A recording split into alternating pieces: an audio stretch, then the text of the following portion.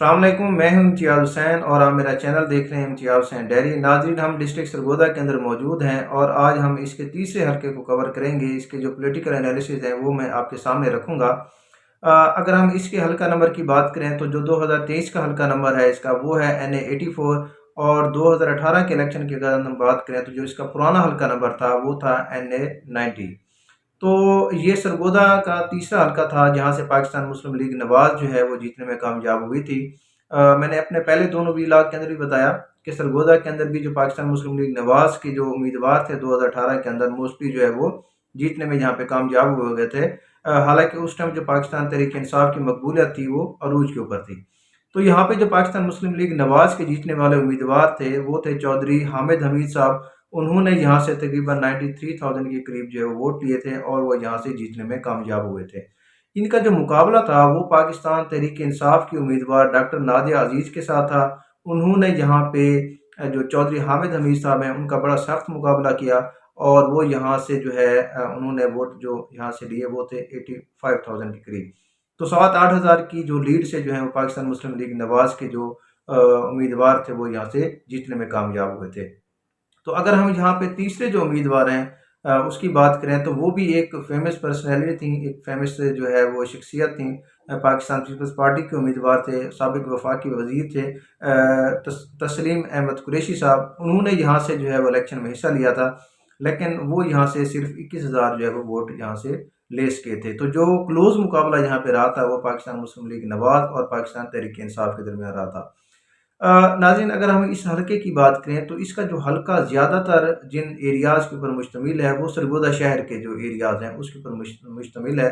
جو urban areas ہیں وہ موسٹلی یہاں پہ آتے ہیں۔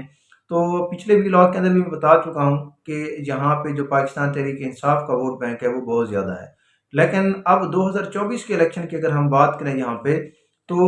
جس طرح میں نے اپنے پچھلے ویلاگ کے اندر بھی بتایا کہ ہمیں موسٹلی جو کینڈیڈیٹ چینج ملتے ہیں، تبدیل ملتے ہیں، وہ پاکستان تحریک انصاف کے کینڈیڈیٹ ملتے ہیں۔ اس حلقے کے اندر بھی جو ہے پاکستان تحریک انصاف کا جو اب امیدوار ہے وہ تبدیل ہو چکا ہے۔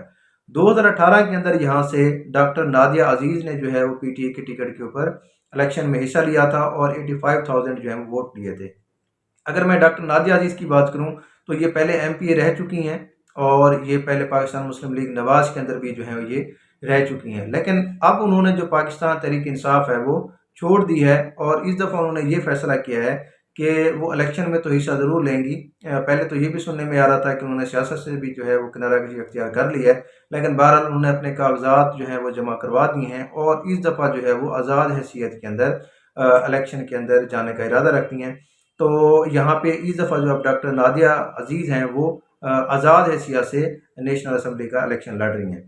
لیکن اگر ہم ان کی پوزیشن کی بات کریں تو ظاہری بات ہے جو 2018 کا الیکشن تھا اس کے اندر ان کو جو ووٹ زیادہ ملے تھے، 85,000 کے قریب جو ووٹ ملے تھے، اس میں PTI کا ووٹر جو تھا وہ موسٹلی تھا۔ جو پارٹی کا جو ووٹ تھا ان کو بہت زیادہ ملا تھا۔ PTI کا عروج بھی تھا، اس ٹائم مقبولیت بہت زیادہ تھی۔ لیکن اب اگر ہم ان کی بات کریں تو اتنا جو اس دفعہ مقابلہ ہے وہ ان کا اتنا اچھا جو ہے مقابلہ دوسرے کینڈیڈیٹس کے ساتھ جو ہے ہم امید نہیں رکھ سکتے، کیونکہ ان کے ساتھ کسی پارٹی کا جو ہے وہ ٹیگ نہیں ہے۔ تو ظاہری بات ہے پارٹیز کا جو ٹیگ ہوتا ہے وہ ہمیشہ امیدواروں کو فائدہ دیتا ہوتا ہے۔ اب اگر ہم یہاں پہ پاکستان تحریک انصاف کے ٹکٹ کی بات کریں تو یہاں پہ 2 امیدوار جو ہے وہ ہمیں پاکستان تحریک انصاف کے نظر آتے ہیں، لیکن ایک جو امیدوار ہیں ان کے جو ٹکٹ کے چانسز ہیں وہ ذرا زیادہ ہیں۔ جو پہلے امیدوار ہیں اگر ہم ان کی بات کریں تو جو سٹی ہے ان کا صدر ہیں پاکستان تحریک انصاف کے مختار احمد صاحب، وہ یہاں سے PTI کے ٹکٹ کے امیدوار ہیں، لیکن جو قیادت ہے اور جو پولیٹیکل جو یہاں پہ سروے ہوئے ہیں، جو ڈیفرنٹ انالیسز ہیں، اس کے مطابق جو PTI قیادت ہے انہوں نے جو فیصلہ کیا ہے ٹکٹ دینے کا وہ ہیں شفقت عباس امان ایڈوکیٹ صاحب ہیں۔ ان کو PTI قیادت نے فیصلہ کیا ہے کہ وہ یہاں سے ان کو ٹکٹ جاری کریں گے۔ اگر ہم ان کی بات کریں تو ان کا اپنا اثر و رسوخ بھی بہت زیادہ ہے۔ یہ ایک مضبوط امیدوار اس ٹائم جو ہے وہ سرگودا کے اندر پاکستان تحریک انصاف کے جو ہے وہ کنسیڈر کیے جا رہے ہیں۔